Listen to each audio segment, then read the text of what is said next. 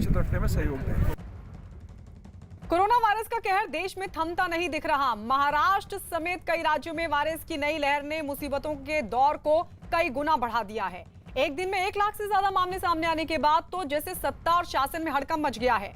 Virus की इस रफ्तार की काट निकालने के लिए सरकार भी अब नए सिरे से प्लानिंग में जुट गई है।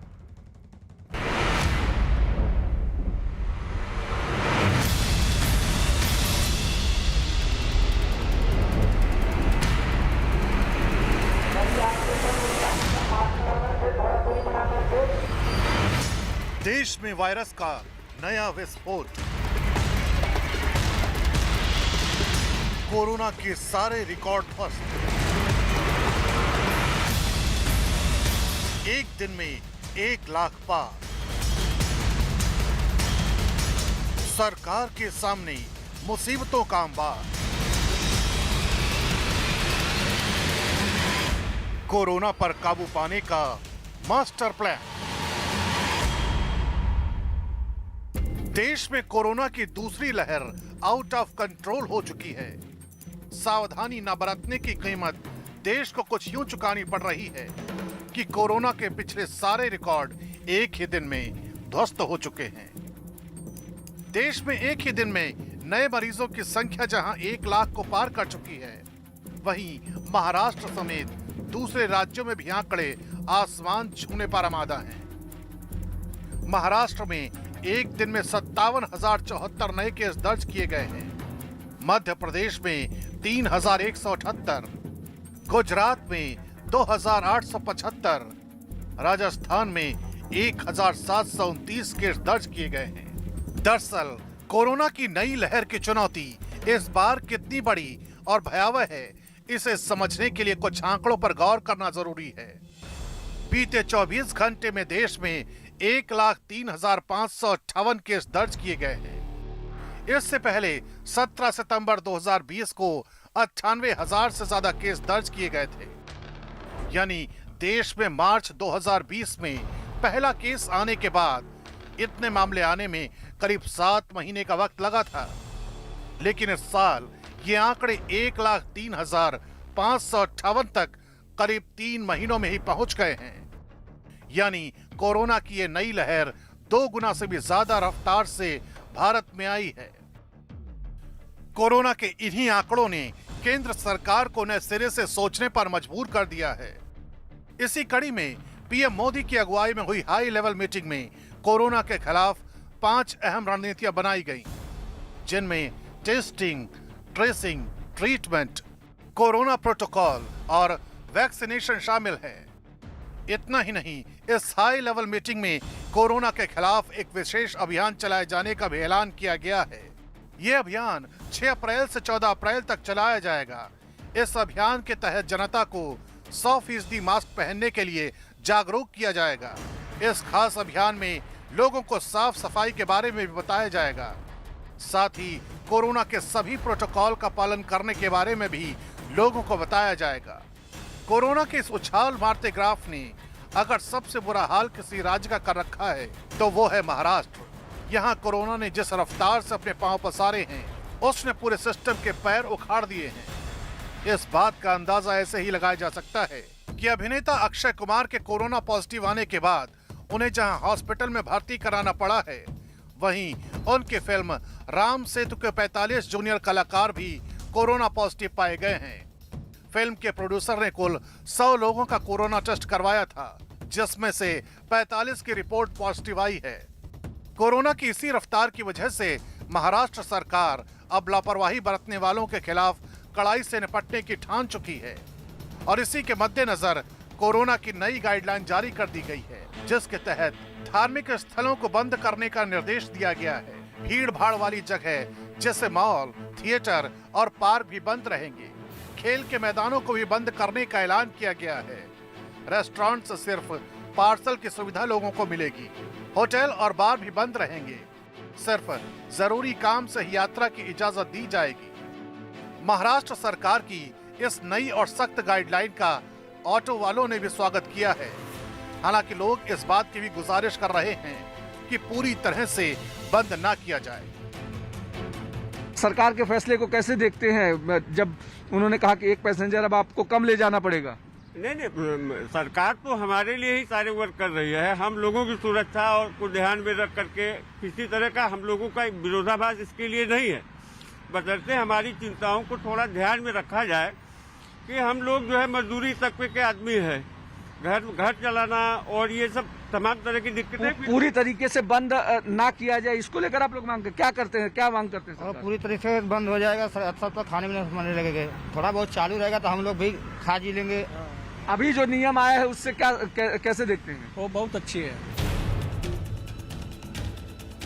बावजूद इसके लोगों की लापरवाही थमने का नाम नहीं ले रही है। मुंबई की दादर सब्जी मंडी में रोजाना की तरह आज भी डराने वाली तस्वीर दिखाई दी। मुंबई सहित महाराष्ट्र में बढ़ते कोरोना मामलों के चलते, खराब होते हालात के चलते सरकार ने आज से कड़े नियम और पाबंदियां लागू करने का फैसला किया है। लेकिन उसके ठीक उलट मुंबई के दादर सब्जी मंडी की जो तस्वीर है वो हर दिन की तरह उसी तरह है। आप देखिए कि किस तरह से यहाँ पर हर दिन की तरह भीड़ इकट्ठा हुई है और भीड़ में जो सरकार ने फैसला किया है कि लोग नियमों का पालन करें, उस नियम का पालन फिलहाल होता नजर नहीं आ रहा है। मैं आपको अगर धीरे धीरे लेके चलने की कोशिश करूंगा तो ये आपको लगेगा कि अब कितने कोविड नियमों का कितना पालन हो रहा है। ये देखिए कि किस तरह से जो लोग हैं वो एक दूसरे से बिल्कुल बेहद ही करीब हैं, यानी सोशल डिस्टेंसिंग के नियमों का जरा भी यहाँ पर ख्याल रखा नहीं जा रहा है। महाराष्ट्र सरकार ने कोरोना के खिलाफ सख्ती और अपने नए अभियान को ब्रेक द चेन नाम दिया है। इस अभियान के तहत लोगों के लिए कई गाइडलाइन तैयार की गई हैं। मसलन रात में कर्फ्यू और दिन में धारा 144 लागू रहेगी। धारा 144 30 अप्रैल तक जारी रहेगी। डिलीवरी बॉय का वैक्सीनेशन कराना जरूरी है। डिलीवरी बॉय का वैक्सीनेशन नहीं होने पर 10,000 जुर्माना देना होगा। सरकारी दफ्तरों में 50% कर्मचारी उपस्थित रहेंगे। विजिटर को दफ्तरों में प्रवेश नहीं दिया जाएगा। दफ्तरों की सभी बैठकें ऑनलाइन होंगी। प्राइवेट कार्यालय पूरी तरह वर्क फ्रॉम होम करेंगे। बिजली पानी सप्लाई के दफ्तर खुले रहेंगे।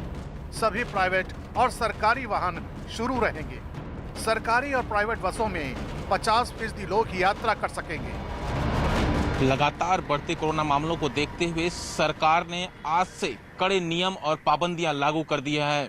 सबसे अहम चीज ये कि जो प्लेग्राउंड्स हैं उसे बंद करने का फैसला सरकार ने लिया है, क्योंकि यहाँ पर भीड़ काफी ज्यादा हो रही थी। मैं इस वक्त दादर के शिवाजी पार्क के मैदान में मौजूद हूँ और आप देखिए आमतौर पर यहाँ पर बड़ी संख्या में जो लोग हैं सुबह सुबह क्रिकेट खेलने के लिए, अन्य स्पोर्ट्स खेलने के लिए यहाँ पर आते हैं और काफी भीड़ देखी जाती है। कल न्यूज 18 इंडिया की टीम ने दिखाया था कि किस तरह की गर्दी जो है इस मैदान में देखने को मिली थी, लेकिन आज जो है यहाँ पर मैदान को खाली करा दिया गया है। अहम चीज यही कि जो प्ले ग्राउंड में मौजूद हूँ उसके बाहर की अगर तस्वीर देखेंगे दूसरी तरफ तो वो बेहद ही डराने वाली है, क्योंकि जो मॉर्निंग वॉकर्स हैं, जो 144 इम्पोज किया गया है पूरे स्टेट में मुंबई सहित, वहाँ पर देखिए कि किस तरह से तस्वीरें यहाँ पर आपको मैदान के बाहर की नजर आएंगी। मैदान के बाहर मॉर्निंग वॉकर्स बड़ी संख्या में यहाँ पर मॉर्निंग वॉक कर रहे हैं, लेकिन 144 यानी 5 लोग से ज्यादा इकट्ठा नहीं हो सकते हैं, नहीं तो आपके खिलाफ कार्रवाई हो सकती है। बसेस की, टैक्सीज की और एसटी बसों की, तो इसमें जितनी सिटिंग कैपेसिटी है उतने लोगों को ही दिन में जो है अलाउ किया जाएगा। रेस्टोरेंट्स के मामले में बिल्कुल सिटिंग अलाउ नहीं किया गया, खाली उनको पार्सल्स और टेक अवे अलाउ किया है। उसके अलावा मॉल्स को जो है पूरी तरीके से बंद रखा है। मॉल्स के अंदर अगर किसी को शुरू करना है तो उसको वैक्सीनेशन लेना होगा, उसके बाद वो अपनी दुकान शुरू कर सकता है, या उसको RT-PCR करके 15 दिन की मुद्दत तक ही वो RT-PCR की वैल्यू होगी और वो दुकानें शुरू कर सकते हैं। खतरा भी बड़ा है, चुनौती भी बड़ी है। उस पर लापरवाही की लहर थमने का नाम नहीं ले रही है। BMC का दावा है कि मुंबई के फेरी वालों के पास जमा होने वाली ग्राहकों की भीड़ की वजह से वायरस बेकाबू हो गया है। यही वजह है कि BMC ने घाटकोपर जैसे इलाकों के लिए आदेश जारी किए हैं। इन आदेशों के मुताबिक फेरी वालों के लिए निश्चित समय सीमा तय कर दी गई है। पहली शिफ्ट में सुबह 7 से 11 बजे तक फेरी वाले अपनी दुकान खोल सकेंगे। दूसरी शिफ्ट में शाम 4 बजे से 7 बजे तक फेरी वाले अपनी दुकान लगा सकेंगे। इसके अलावा अगर कोई फेरी वाला दिखा तो BMC उसके खिलाफ कार्रवाई करेगी। हम लोगों को ये आह्वान करते हैं, अपील करते हैं कि लोगों ने इसमें सहकार्य करना चाहिए। भारतीय जनता पार्टी और हमारे कार्यकर्ता भी सरकार को इसमें सहकार्य करेंगे और भारतीय जनता पार्टी के कार्यकर्ताओं को हमने अपील की है कि बड़े पैमाने पर वैक्सीनेशन के ड्राइव में वो मदद करें, लोगों का रजिस्ट्रेशन और लोगों को वैक्सीनेशन सेंटर तक ले जाने का प्रयास करें ताकि इस महामारी से हम लोग जल्दी बाहर आ पाए। कोरोना के लगातार बढ़ते आंकड़े लोगों की वायरस के प्रति लगातार बढ़ती अनदेखी एक ऐसे खतरे की ओर इशारा कर रही है जिसका खामियाजा असल में आम जनता को ही नहीं बल्कि पूरे सिस्टम को उठाना पड़ सकता है। यही वजह है कि वायरस पर वार करने के लिए अब कड़े कायदे कानूनों का इस्तेमाल किया जा रहा है।